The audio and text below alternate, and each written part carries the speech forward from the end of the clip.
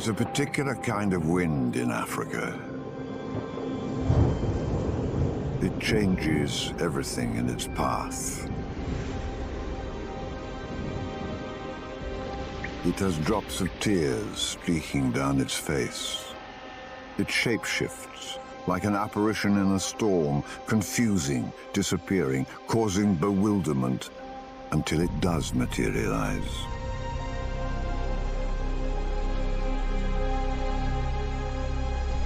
Tear-streaked hunters create tension across the plains. Hunters that strike apocalyptic figures with a certain look, a poise, a certain way. It is the way of the cheetah.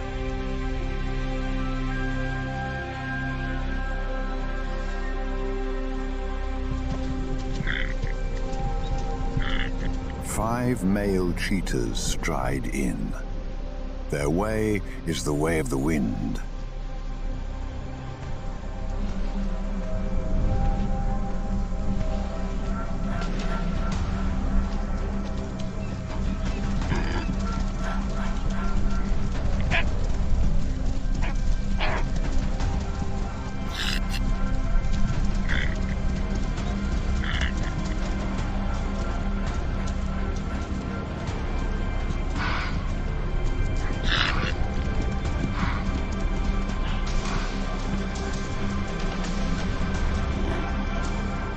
Cheetahs are the shadow hunters.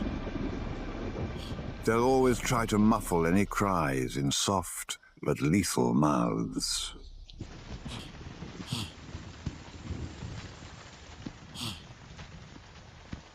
It's hard to keep secrets out here.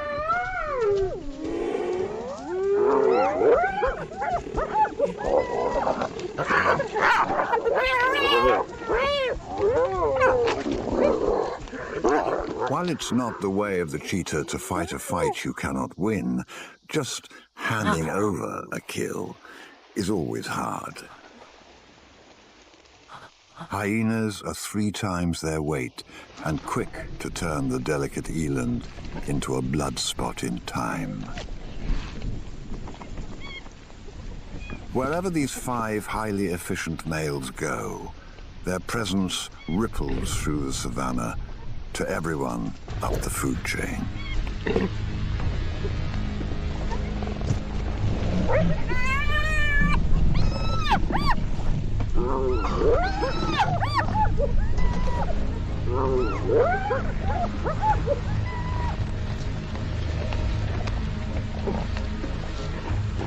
In the wake of each success, the danger escalates.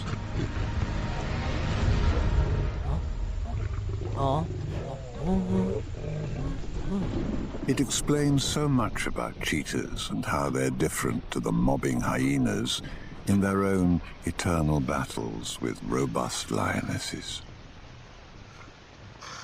Cheetahs just aren't built like that. But this small band of brothers is unique. Their coalition gives them strength in numbers.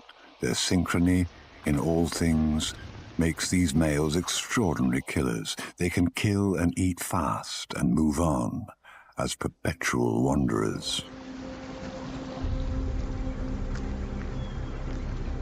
They must be careful, though. Even a short, hard rain can quickly cause the rivers to swell. Behind them, the prey has been hunted hard. For cheetahs, there is always tension in the water. They aren't robust or strong swimmers.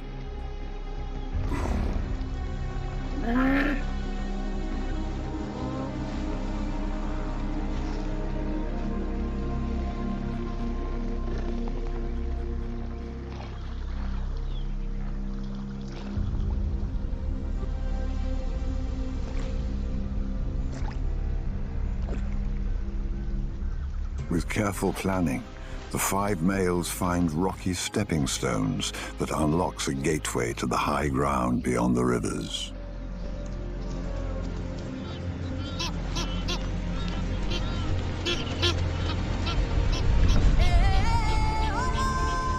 Out here, the possibilities are boundless, because this is the Masai Mara as they look south towards the Serengeti Plains.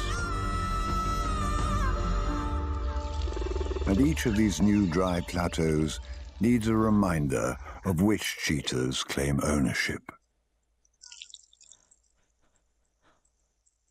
Cheetah marking posts are quite obvious, and they've saved up enough capacity to make it count.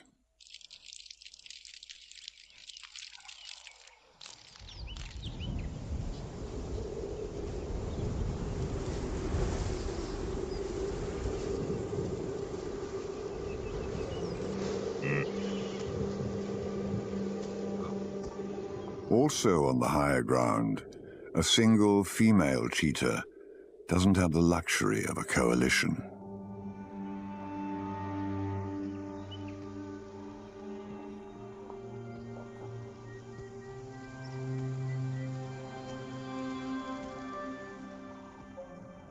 Her name is Imani, meaning faith in Swahili.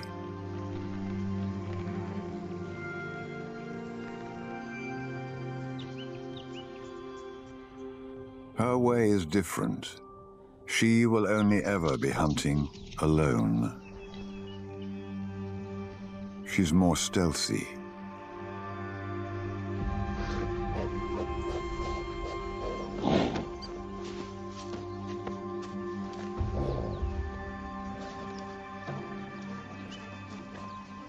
And a lot more vulnerable.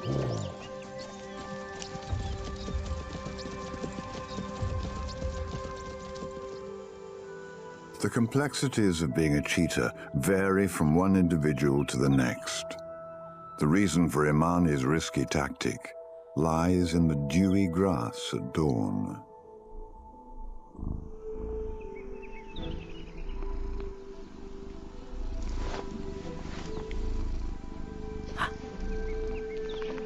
Four new cubs are a good reason for her to be anxious. Cheetahs are the smallest of the big cats, the most fragile.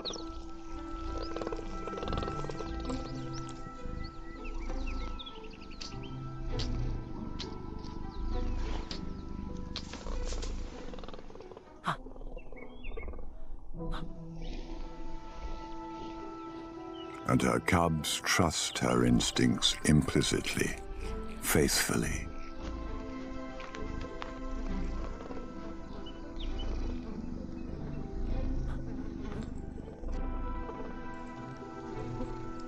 As soon as the cubs are fed to drowsiness, Imani makes her move.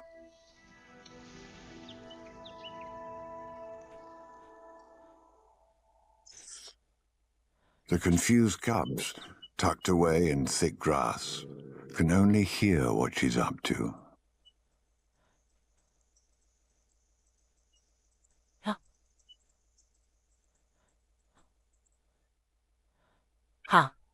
The quiet bleat, the bird-like chirp, tells them where to locate her.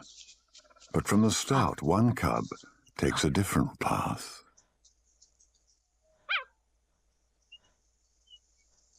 It's time to start introducing meat to their diet.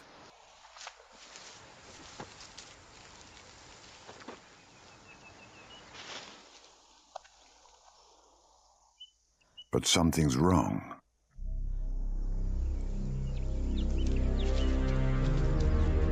A stranger, an aggressive stranger, a large pregnant female expecting her own cubs very soon.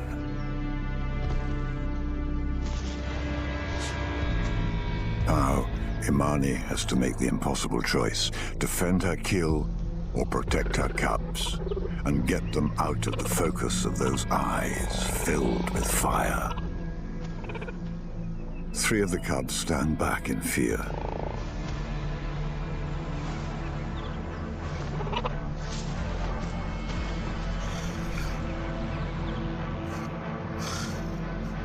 But then the male cub, not quite as ready to be cheated so easily, steps forward.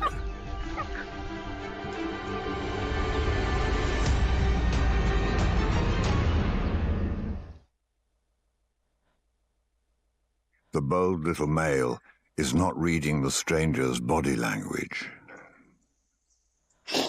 Now it's clear.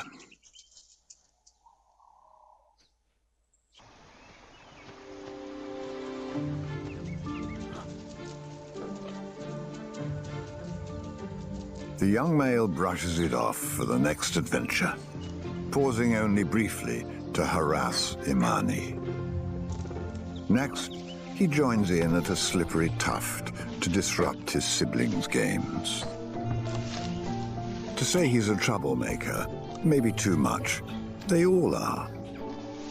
They're almost identical. A reminder that all cheetahs are genetically similar. This has nearly caused their extinction twice in the past.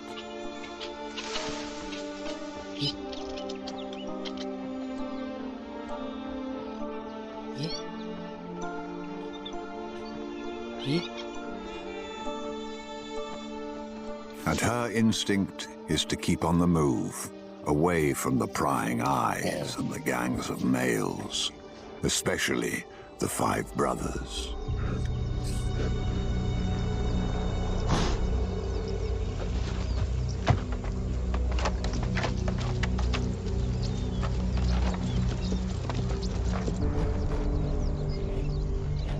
The way of the hunt is to appear from where they least anticipate, and to do it fast.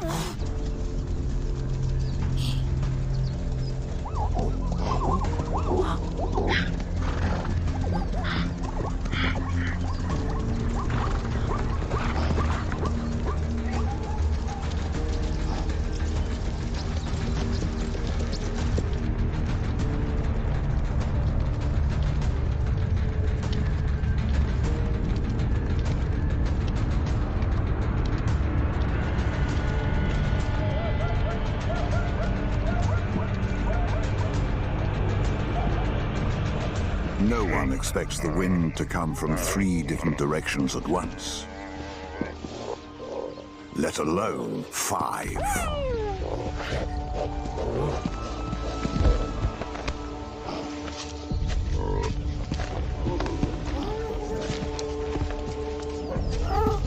These brothers are not attacking like cheetah at all, but more like lions. They're succeeding in cooperating to bring down an animal more than twice their size, and that is what lions do. Usually, cheetahs are gentle killers, if there are such things, and normally feed peacefully, sharing. But more and more, the 5 males are abandoning their cheetah ways. This infighting will not serve them well. Cheetah coalitions must stay well bonded to succeed.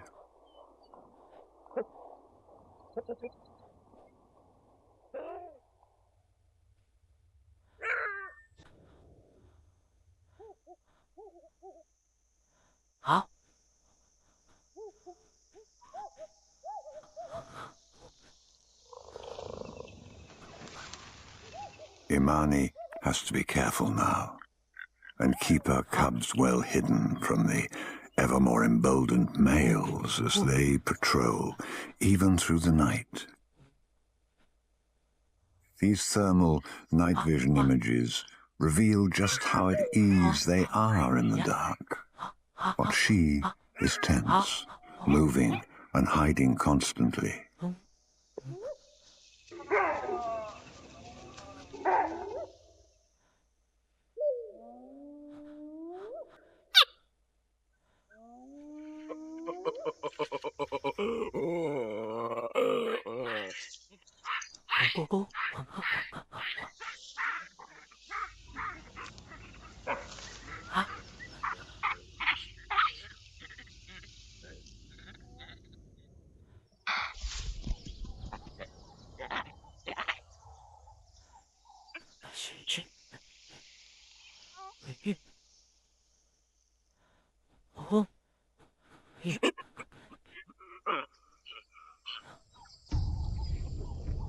Daylight is her realm, her niche, and Imani has a short window in which to work it hard. Today, she has a Thompson's gazelle fixed in her sights.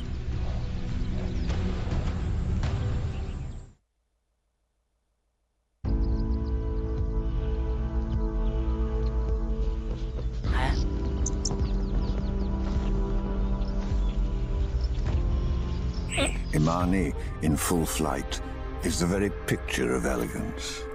An animal doing exactly what it is born to do, floating, defying gravity as she cuts through the air, half animal, half magical being.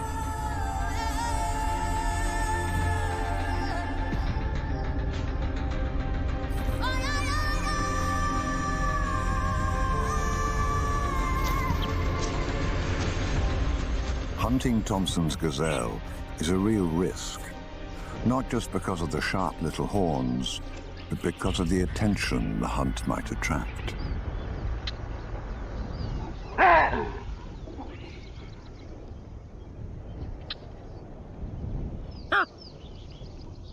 Especially from the large male olive baboons at the head of enormous troops.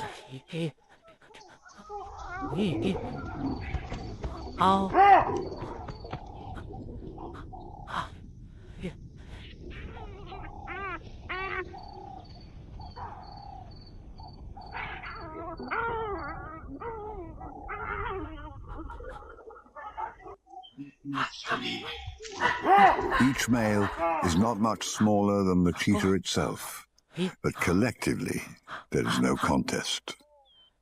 But the reason for their boldness is because these baboons are after a kill.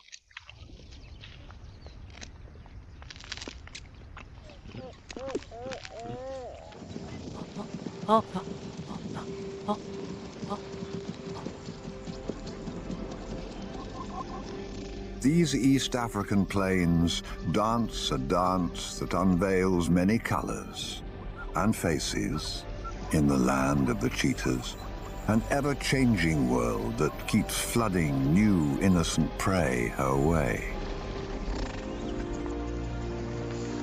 It keeps Imani on her toes.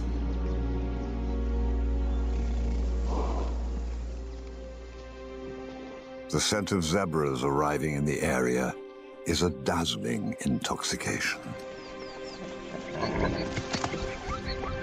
With her cubs tucked away, she takes the hunt to the arriving zebras.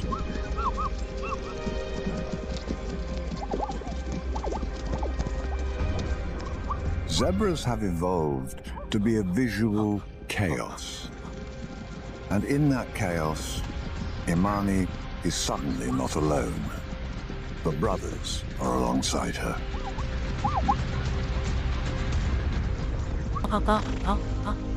It's time for her to quietly bow out, while the males are focused on the taste of blood.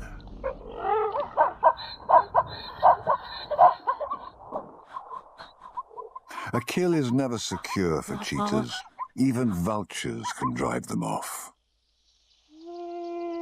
But the males adopt the art of attacking first, the way of physical display. It buys them some time to gobble up as much as possible.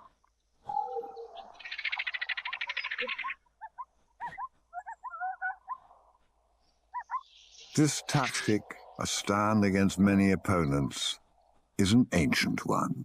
When the sun fades, the vultures will have to stay in the treetops for safety.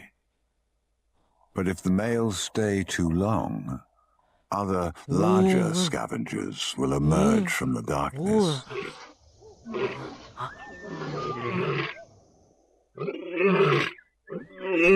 Cheetahs are the only big cats in Africa that can't roar. So for the 5 brothers to maintain their boundary markers, they need healthy bladders and some creativity to spray paint their ownership.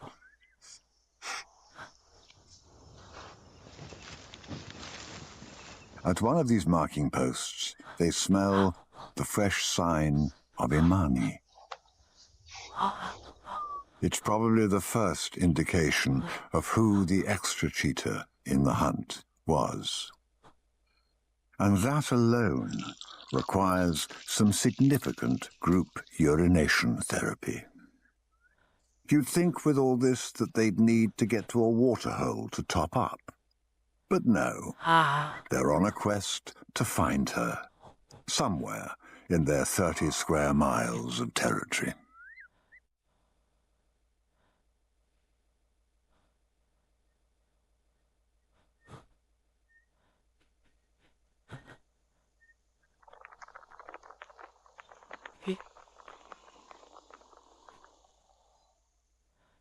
The dawn sharpens the scent of a female, at last. They can smell a female's marking from weeks ago, but today, this is fresh. Their problem is that her scent trail has some obstacles.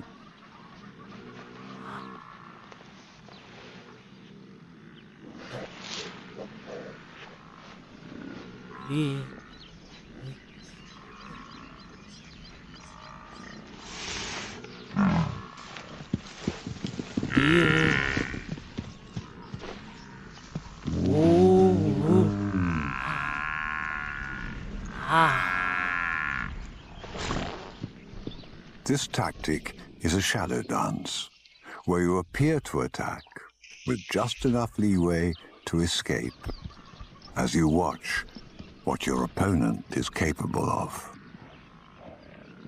With the confidence of a matador, he knows his flight distance and the terrain, vital knowledge for any warrior. This butterfly-like lightness allows all cheetahs that air of superiority.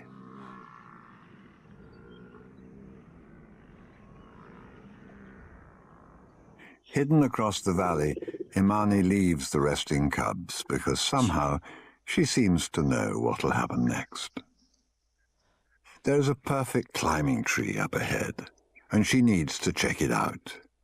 The shape and height make it irresistible to the cubs. And of course, she's right. It's an absolute scramble. But that cheetah elegance seems to be limited to the plains, not up a tree. Now, the young male starts to distinguish himself in other ways. It's not because of his balance, which he happens to be quite bad at. But somehow, he always seems to land on his feet, just. After each embarrassing episode, he seeks comfort at Imani's side. But today, that may be a big mistake. She's right next to the path being cut by the siafu, ants that can deliver fierce, stinging bites, and he is right in their path.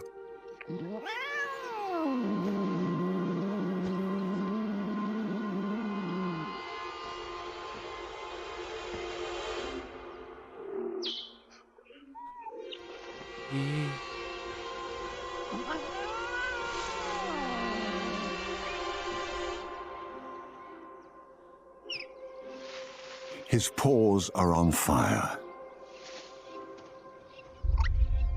But there's a new danger on the horizon. The 5 males. When Imani bolts with her cub, it may be as a decoy to draw the males away from the much more vulnerable cubs in the trees. It sparks a cat-and-mouse game, and the chase is on. They have her cornered against a stream. Then, suddenly, the cub turns to face the attackers. The male's aggressive slap is met with unexpected defiance.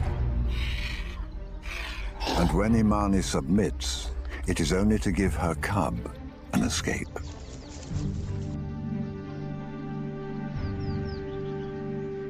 But at the spindly tree, he and the others are witness to a very different side to their mother's character. She's a ball of fury with fangs and razor-sharp claws.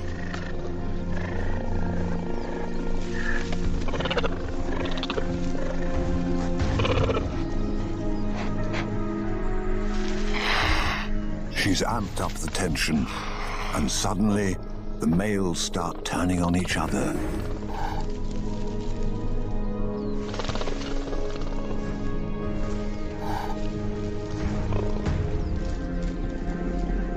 The coalition of 5 brothers collapses, each one now only for himself, and it all erupts into a brawl. Their courtship is in chaos, and that gives Imani the one desperate hope she needs.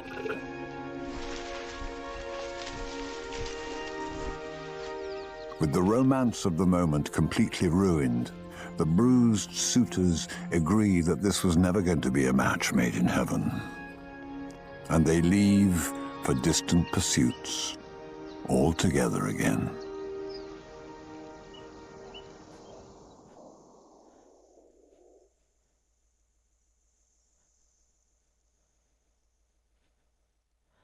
The young male is at it again. He's struggling with some rear-end issues that started off as a backwards descent.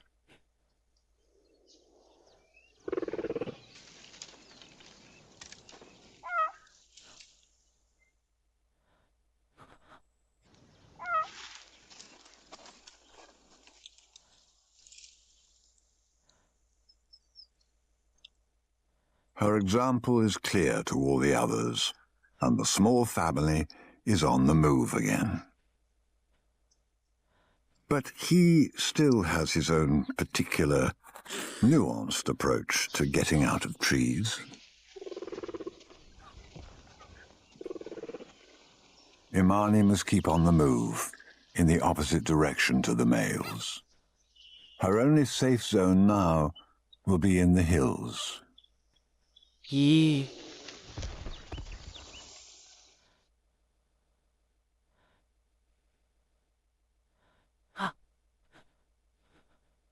The cubs' lives are filled with explosive and energetic play, on and around their loving mother.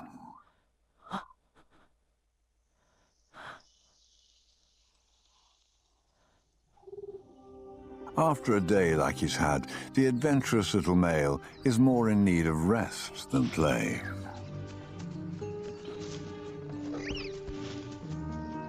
For him, a more sedate day, or 2, is just what he wants.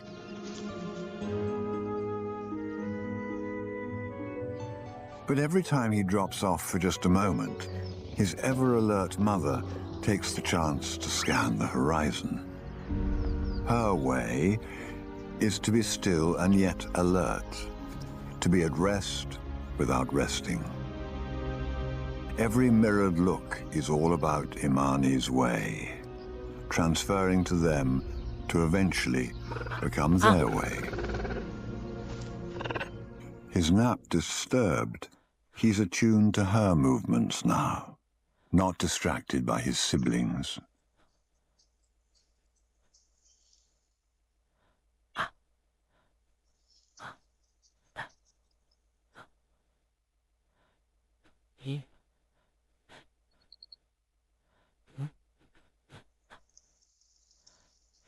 The hunt is on, and he is determined to keep up.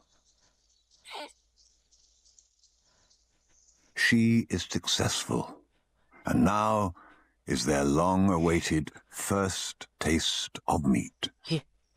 The cubs can smell blood, but when they hold back, it's because someone else can smell it too, and that threat confuses them, scares them.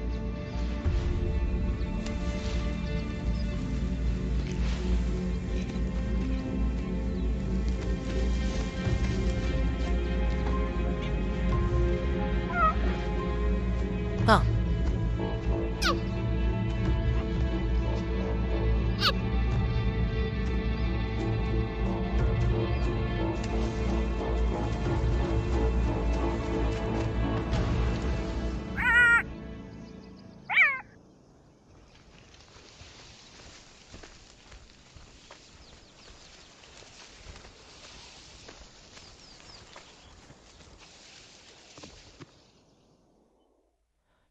At first, The cubs are unsure what this is all about, what to do with it, and then instinct kicks in.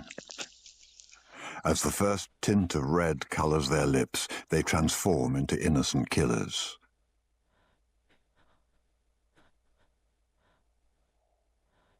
The young male stares down possible prey, feeling he can take on anything now.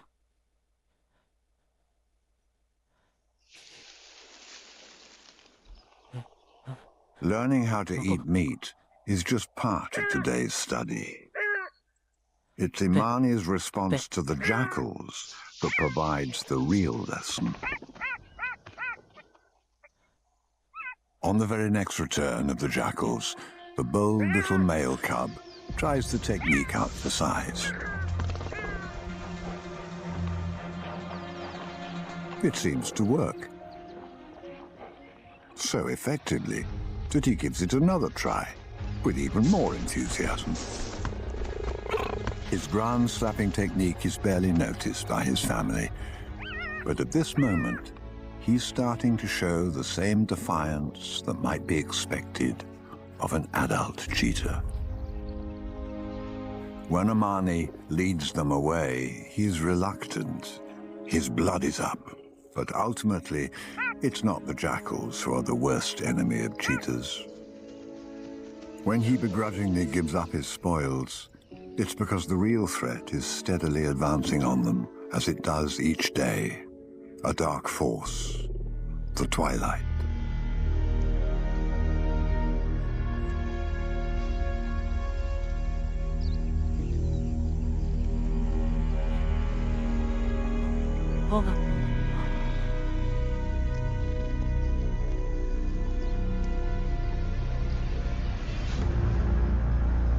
It's that bewitching hour for cheetahs, where lions and their prides emerge from the hills here and seek excitement, opportunity, and challenges.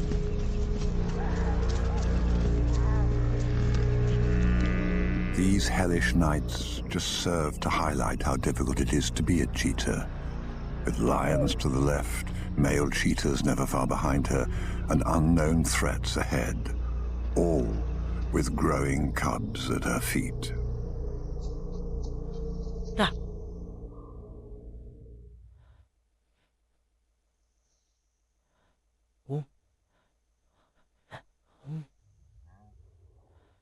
And yet, it is paradise. Imani senses something about to change. Something from beyond the horizon. The 5 males sense it too.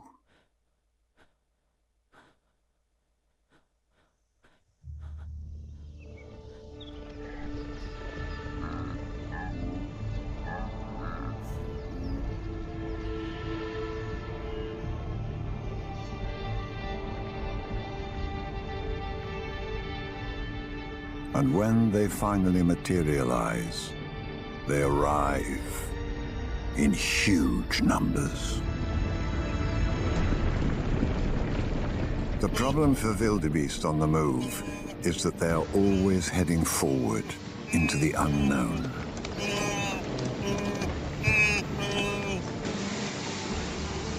But those who are first to the battlefield and await their opponents are at ease and have the advantage. They are artists of deception, pretending to be benign, walking casually as if what lurks under their skins is not important.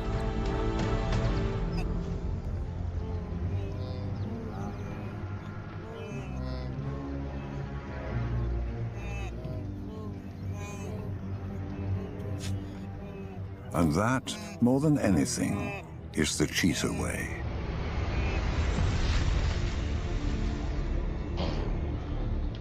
Unleashed at 70 miles an hour, this incredible speed leaves no room for mistakes.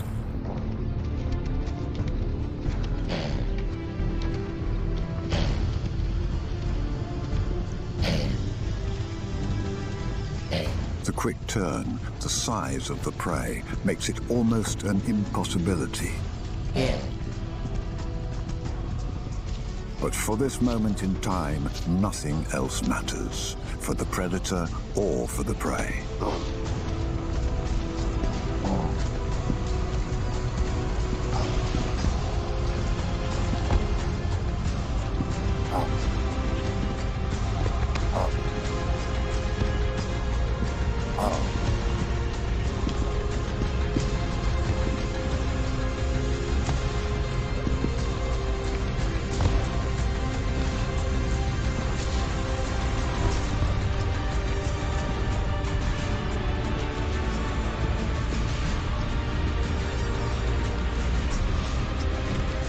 And now the brothers are working in unison, collaborating to win this immense battle.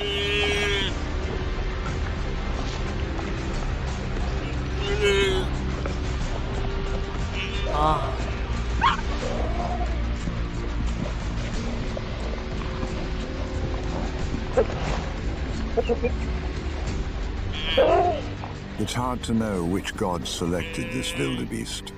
Was it random? Or is it his almost imperceptible limp from last year's water crossing?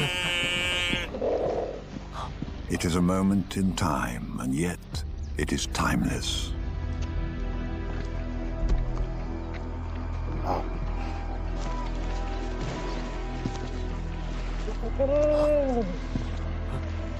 These epic battles for survival are the result of wave after wave of millions of wildebeest that pour into the waiting teeth of the just 7,000 cheetahs left on the planet.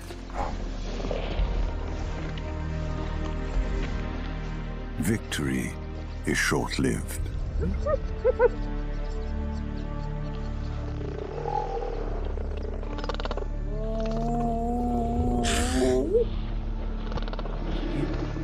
Now, each takes turns in defending their meal, while the other four feed up, before the hyenas can get the true measure of their strength or weakness.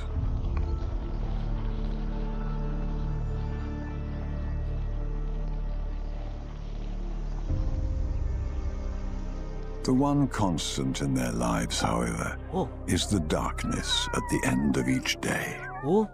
The cheetah's way is usually to yield to that good night and walk towards tomorrow. The question is whether they can keep on outrunning these obstacles day after day.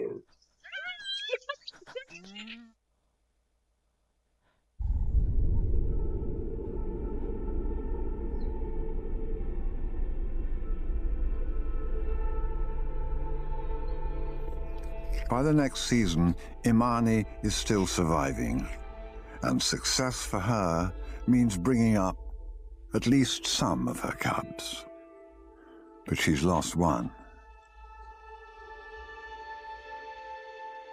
One of the survivors is the curious young male. As he grows, he becomes even more intrigued by everything that moves. The secretary bird's display of an early summer courtship grabs his interest. To those engaged, it's a subtle and complex dance. But for the cubs, it's an irresistible curiosity. Still timid, they're as inquisitive as all young cats.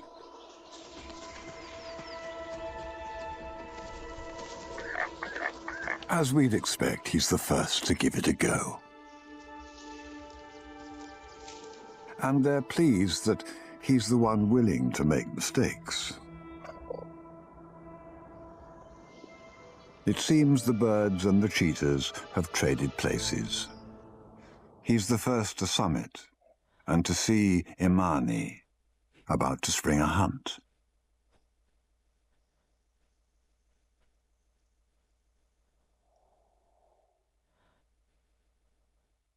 He and the other cubs have watched her do this dozens of times in the last few months. It's an enviable ability she has, that they are yet to learn.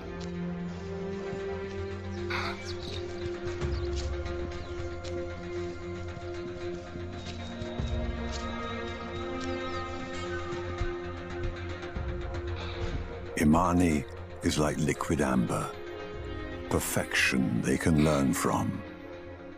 But watching can only take them so far. Today, they're eager to take the next steps.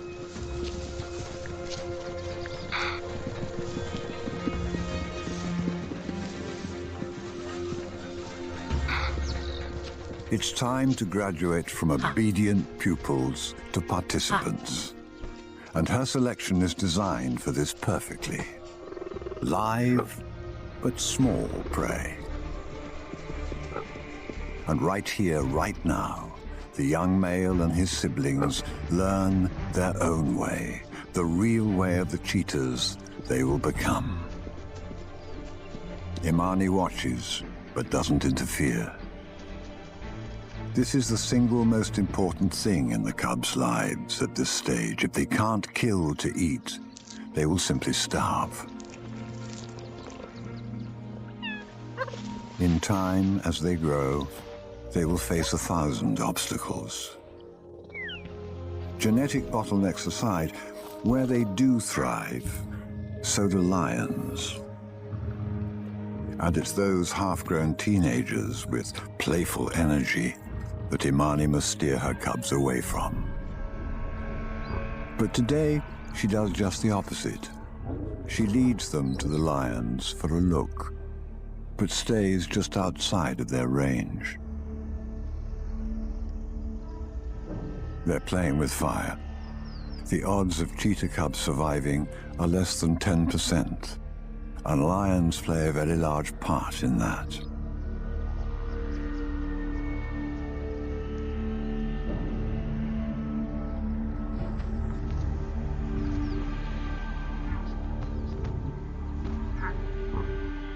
It's a vital lesson for Imani's adventurous male cub, because he won't always have her at his side.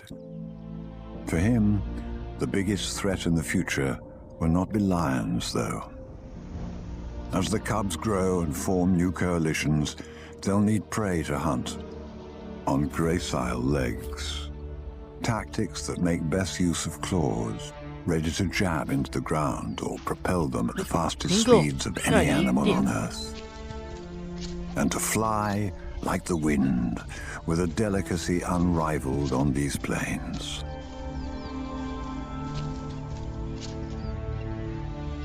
But most of all, they'll need space.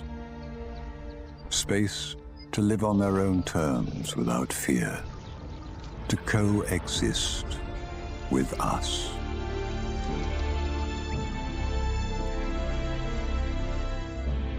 Without that, the young male's future, after he finally leaves his mother to find his own way, will be uncertain. And those dark tears on his face would be our collective tragedy. But that, let us hope, will not be our way.